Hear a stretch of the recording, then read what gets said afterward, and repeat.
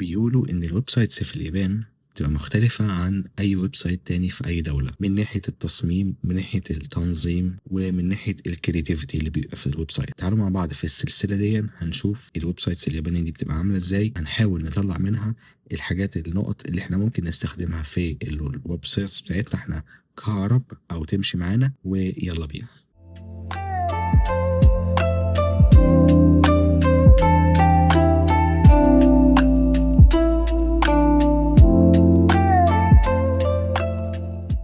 الويب سايت اول ما نفتحه هيفتح بالشكل ده. طبعا اللودنج البيج لودنج، او تعال نشوفها تاني. بص عامله ازاي كرييتيف طبعا تنين. هنا عندنا في النص هنا المنيو، علامه الماب هنا ده الاكسس. وهنا لو عاوز نعمل ريزرفيشن، هو ده عامل زي فندق. تمام. وده اللوجو هنا. هنيجي هنا تحت على اليمين، هنا ده الفيديو او اللي هو اسمه تعريف الفيديو التعريفي بتاع الفندق او المكان مثلا. والكلمة اللي في النص دي طبعا هي هنا معمولة اس في جي، مش فونت يعني. تمام. هي هنا فيكتور يعني. تمام. وعندنا الالستريشن دون. طبعا كل ده اللي هو اللي اسمه مخليها تتحرك انيميشن بسيطة يعني. طبعا مديها شكل منظر جميل. هنيجي نعمل سكرول هنا. دي خريطة المكان اللي هو الفندق بالخريطة المكان اللي هو فيه. طبعا بص معمولة اصلا يعني بديزاين جامد ازاي. هنيجي ننزل سكرول تحت. طبعا بص حتة الغيوم دي او الكلاودز برضو محطوطة، وتحتها الفيديو التعريفي بتاع المكان. بس هننزل كده نيجي هنلاقي الكلام السكشن اللي بعديه طالع على الفيديو اصلا اللي هو معمول ثابت تحت.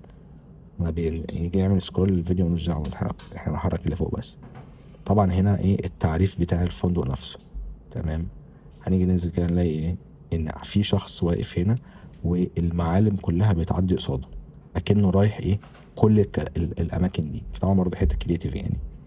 هننزل هنا. طبعا في اللي منكم يعرف الثقافه اليابانيه بيبقى فيه في المحلات القديمه بتاع زي كده. ده بيبقى يعني مفتوح من الحتت دي. ده بيبقى نازل على نص الباب بالظبط، بحيث انت لما تيجي تخش ترفعه بايدك وتخش.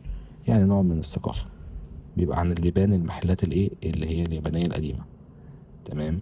هنيجي هنا. طبعا الكيرف اللي جاي هنا جاي كيرف شديد جدا، بحيث يظهر لك الخلفيه البيضاء اللي ورا دي تكمله للسكشن اللي انت فيه، عشان ما تحسش ان انت اتنقلت كليا طبعا على سكشن جديد. ده هنا اهو برضو واخد الكلمه دي كاس في جي. تمام. ده تعريف برضو. هنا خريطه.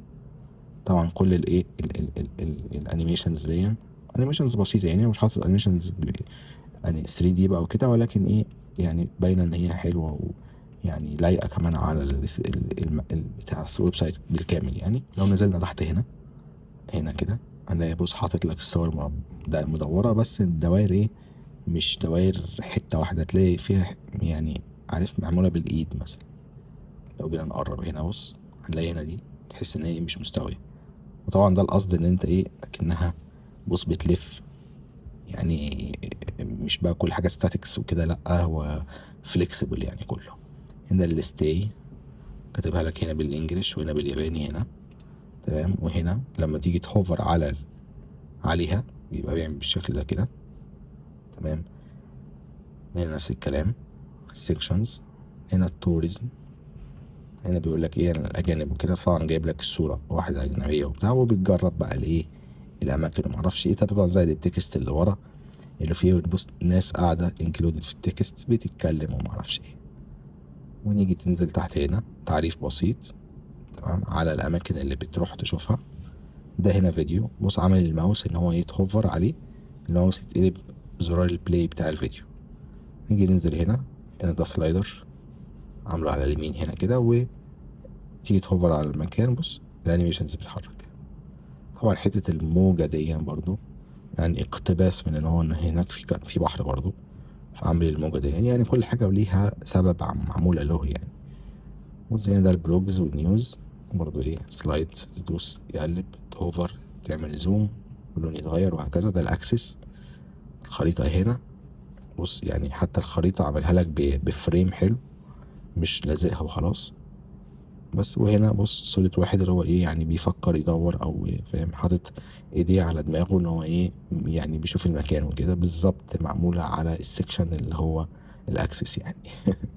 لو نزلنا تحت هنا شوية، هنا دي الفاسيلتي او الكوتيشن، هنا بقى الحاجات اللي لازم تاخد بالك منها. يعني يقول لك مكتوب لك برضه بالانجليزي والياباني هنا تشيك ان مش عارف الساعة كام، الحاجات دي حملها لك في حتة واضحة.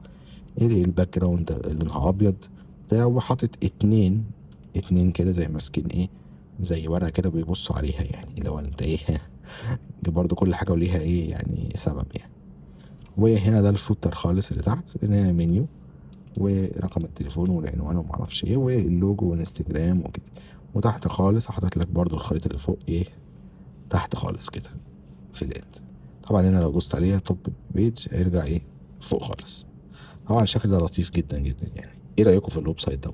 لو عجبكم الويب سايتس اللي بتبقى زي كده ممكن نعمل فيديو عليها كامل نشرح بقى بالتفاصيل ازاي بيعملوا الحاجات دي والافكار دي بتيجي منين برضو. ولو عاوزين نشرح شرح تفصيلي اكتر لويب سايتات تانية ابعتولي، واشوفكم في الفيديو القادم. سلام عليكم.